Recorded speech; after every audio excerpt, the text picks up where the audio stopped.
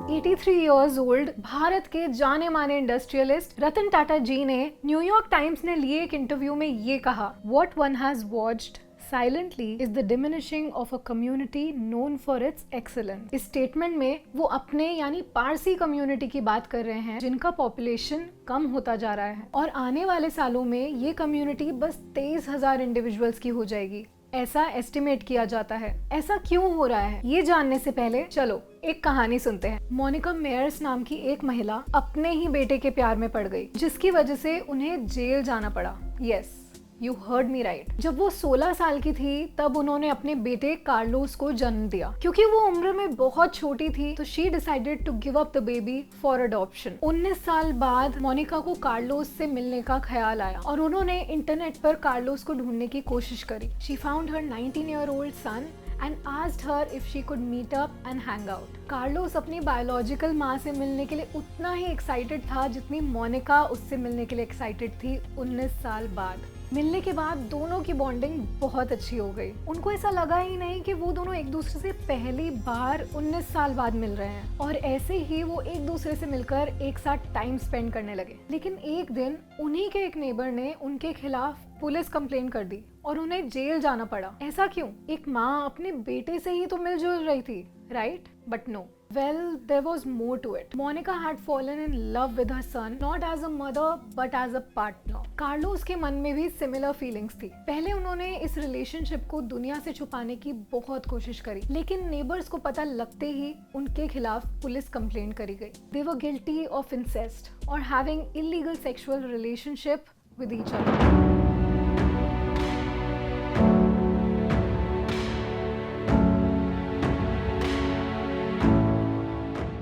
Incest इस शब्द का मीनिंग है फैमिली मेंबर्स या close relatives. In short, blood related members के बीच में सेक्सुअल एक्टिविटीज का होना। सुनने में ये बहुत बिजार सा लगता है, लेकिन एक टाइम पर इंसेस्ट ही प्रैक्टिस किया जाता था फॉर वेराइटी ऑफ रीजंस। तो फिर मोनिका और कार्लोस पे चार्जेस क्यों लगे? उन्हें क्यों जेल जाना पड़ा? ये इसलिए क्योंकि वो इलीगल और इमोरल माना जाता है। Both mother and son belong to US and US में state wise incest related laws vary होते हैं। दुनिया की 22 कंट्रीज ने अभी तक इंसेस्ट को क्रिमिनलाइज नहीं किया है, इंक्लूडिंग इंडिया। और दूसरी तरफ अफगानिस्तान, सऊदी अरेबिया, ईरान और यूएई जैसे देशों में इंसेस्ट को बहुत बड़ा क्राइम माना जाता है और तो और इसके लिए मौत की सजा भी दी जाती है। ऐसा क्यों? चलिए एक कहानी और सुनते हैं। बात है 1600s की, जब स्पेन के एक किंग ने अपनी ही नीस से शादी कर ली थी। उस रॉयल फैमिली में ये बहुत कॉमन था। वो इनब्रीडिंग जानबूझकर प्रैक्टिस करते थे। लिम्पिएजा दे सांग्रे, इस वर्ड का मीनिंग है क्लेनलीनेस ऑफ ब्लड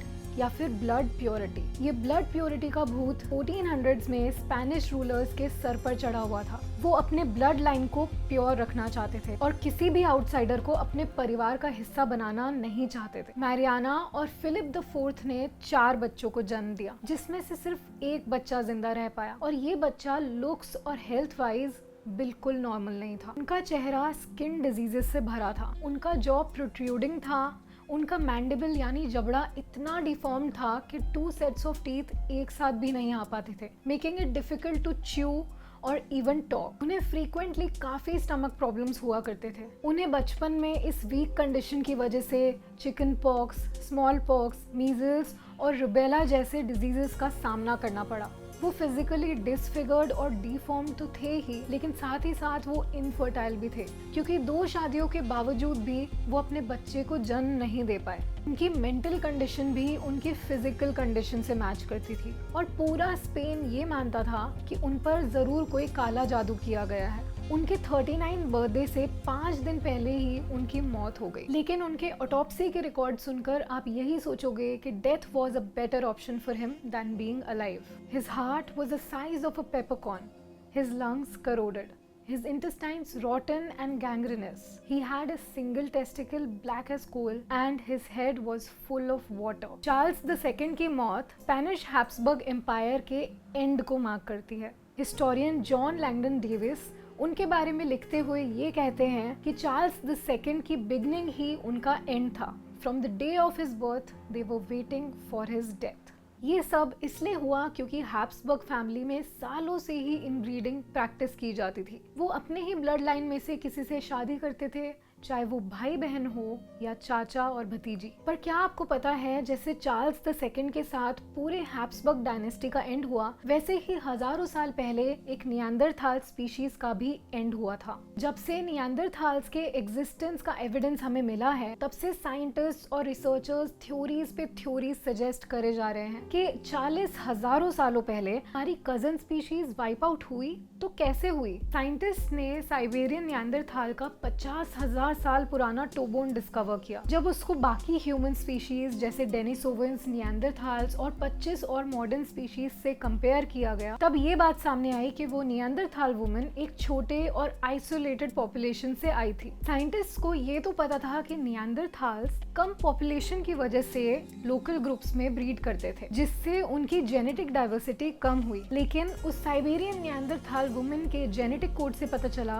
कि उनका जीन पूल कुछ ज्यादा ही छोटा था, जिससे ये सजेस्ट होता है कि नियांदरथाल्स अपने हाफ सिबलिंग्स के साथ ब्रीड किया करते थे। इस प्रैक्टिस की वजह से उनकी रिप्रोडक्टिव फिटनेस भी कम हो गई और जेनेटिक वैरायटी ना होने की वजह से वो डिजीजेस का शिकार बनकर एक्सटिंक्ट हुए होंगे। कॉन्सैंग्विनिटी मैरिज यानी अपनी ही फैमिली में शादी करना। कई सारे स्टडीज ये सामने लाते हैं कि इस प्रैक्टिस की वजह से ऑफस्प्रिंग्स में अनडिजायरेबल ट्रेट्स पास ऑन या डेवलप हो सकते हैं, including low IQ and heart diseases. और अगर ऐसा ही चलता रहा तो उस स्पीशीज या ग्रुप को पूरी तरह खत्म होने से कोई नहीं रोक सकता। अब इंडिया का एग्जाम्पल लेते हैं। भारत को सबसे ज्यादा डाइवर्स नेशन माना जाता है। अलग तरह के फेथ्स, अलग तरह के कम्युनिटीज और उसके साथ साथ अलग अलग तरह के ट्रेडिशंस। इन्हीं कम्युनिटीज में से एक है पारसी कम्युनिटी, जिन्होंने शुरू से ही इंडिया को डेवलपमेंट की सीढ़ी चढ़ने में मदद करी है। कैसे? भारत ने मॉडर्न टाइम्स में 3 फेजेस देखे हैं: pre independent phase, colonial phase and post independent phase. इन तीनों फेजेस में पारसी कम्युनिटी का सबसे ज्यादा कंट्रीब्यूशन रहा है। टाटाज और गोदरेज, ये 2 नाम किसे नहीं पता। Both of these are initiatives by prominent Parsis, namely sir Ratanji Jamshedji Tata and Ardeshir Godrej. Indian nuclear program के फादर कंसिडर किए जाने वाले होमी भाभा 1971 के इंडिया पाकिस्तान वॉर में इंडियन आर्मी में सर्व करके फील्ड मार्शल की रैंक हासिल करने वाले पहले Indian Sam Manekshaw. Fellow royal family के लिए इलेक्ट होने वाले पहले इंडियन आर्डेसियर कर्सिट जी। और मॉडर्न टाइम्स के भी काफी सारे प्रोमिनेंट इंडस्ट्रियलिस्ट और लॉयर्स पारसी कम्युनिटी से बिलोंग करते हैं। लेकिन 1941 से लेकर आज तक उनकी पॉपुलेशन गिरती ही जा रही है। 2001 से 2011 के सेंसस के अकॉर्डिंग इंडिया में पारसी कम्युनिटी की पॉपुलेशन 69,000 से 57,000 तक ड्रॉप हुई। डेमोग्राफर अवा खुल्लर के अकॉर्डिंग इसका एक प्रोमिनेंट रीजन है इनब्रीडिंग। पारसीज अपने कम्युनिटी से बाहर शादी करना प्रेफर नहीं करते और उनकी ये मेंटालिटी उनके 1300 साल पुराने पास से रिलेटेड है। जब अरब इन्वेडर्स के परसिक्यूशन से बचकर उन्होंने पर्शियन गल्फ से निकलकर इंडिया तक का सफर तय किया, तब उनकी कम्युनिटी के लिए इंडियन सबकॉन्टिनेंट एक स्ट्रेंज जगह थी, जहाँ ना वो किसी को जानते थे और ना वहाँ के कल्चर को समझ पाते थे। So they always made sure that they preserve their community by marrying within it। लेकिन ये मेंटालिटी उनको एक्सटिंक्शन तक ले जाने की ताकत रखती है। पारसी कम्युनिटी इतनी छोटी है कि शादी करने के लिए पारसी पार्टनर मिलना मुश्किल हो जाता है और फिर लेट मैरिजेस बढ़ती जाती है। लेट मैरिजेस से आए ऑफस्प्रिंग्स को मेडिकल कॉन्सिक्वेंसेस का सामना करना पड़ सकता है, जिससे मोर्टेलिटी रेट बढ़ जाता है। A factor that shows why Parsi population is declining. इसके अलावा कम्युनिटी के बीच इनब्रीडिंग की वजह से ऑफस्प्रिंग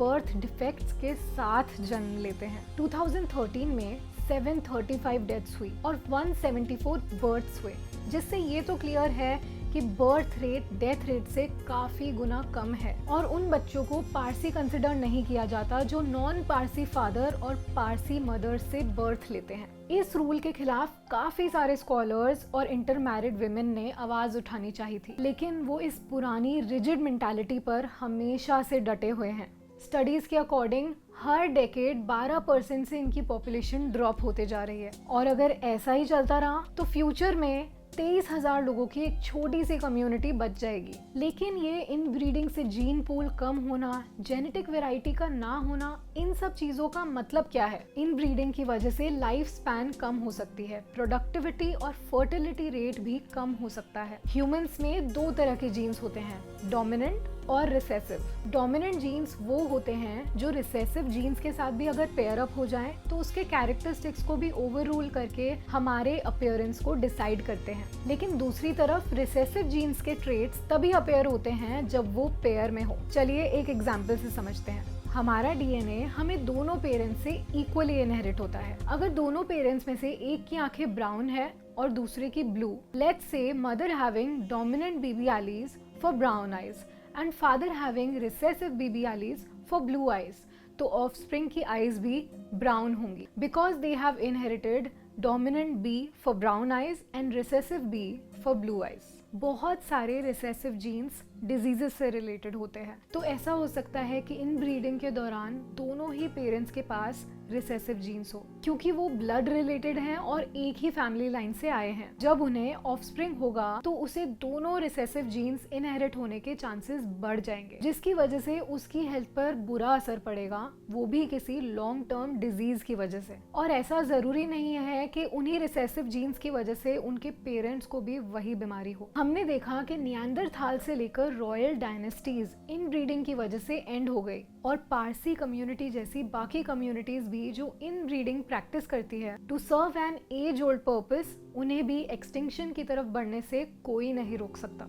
लेकिन चलो एक पॉसिबिलिटी एक्सप्लोर करते हैं। मानिए कि आने वाले 100 सालों में ह्यूमन एक एपोक्लिप्टिक इवेंट का शिकार होते हैं, सिवाय एक कपल के जिन्होंने ये एपोक्लिप्स प्रिडिक्ट करके किसी तरह अपने आप को बचा लिया। अब आगे क्या होगा? ह्यूमन सिविलाइजेशन आगे बढ़ाने की जिम्मेदारी इन दोनों पर आ ठहरेगी, पर क्या ये दोनों अर्थ को रिपॉपुलेट कर पाएंगे? इनसे जन्मी पहली जनरेशन तो सारी सिबलिंग्स ही होगी, तो आगे क्या? अगर इन सिबलिंग्स को इनब्रीड करना पड़ा तो उसका जो अंजाम होगा वो तो हम देख ही चुके हैं। ऐसा ही कुछ हुआ था पेंजलैप आइलैंड पर। 18th सेंचुरी में इस आइसोलेटेड जगह पर एक टाइफून की वजह से सारी पॉपुलेशन मर गई, सिवाय 20 लोगों के। इन 20 लोगों में से एक इंसान एक्रोमेटोप्सिया का कैरियर था, यानी ऐसी रिसेसिव जीन्स जिससे कलर ब्लाइंडनेस हो सकता है। अब क्योंकि इतने कम सर्वाइवर्स थे तो उनका जीन पूल बहुत ही छोटा था। Inbreeding was not an option but a necessity for them to repopulate the island, और आज उसी वजह से वहाँ की 10th of the population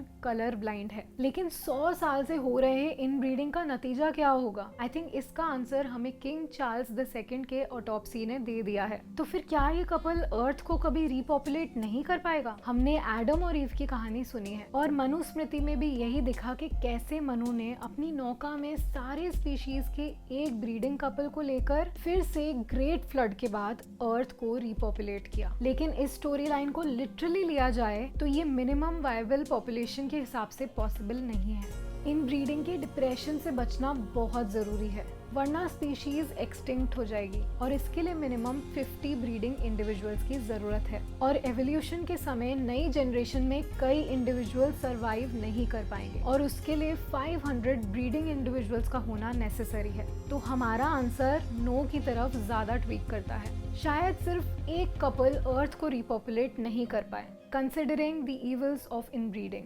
apocalypse के इस प्रॉब्लम के लिए तो कोई और सोल्यूशन ढूंढना पड़ेगा, जैसे कि स्पेसक्राफ्ट में ह्यूमंस के एक ग्रुप को एक हैबिटेबल प्लैनेट पर भेजना, ताकि वो पॉपुलेशन वहां पर बढ़ा सके to be safe, just in case earth gets rid of us. History तभी रिपीट होती है जब इंसान अपनी गलतियां दोहराता है, और गलतियां दोहराना हम सब पर भारी पड़ सकता है। So let's learn from what history taught us about inbreeding and let's educate ourselves for good and only good. तो आज के वीडियो के लिए बस इतना ही। आप अपना ओपिनियन कमेंट सेक्शन में बताइए कि आपको ये वीडियो कैसा लगा, और हाँ, लाइक और शेयर करना मत भूलना। और अगर सब्सक्राइब नहीं किया है तो do subscribe to the channel to watch more mind-blowing videos.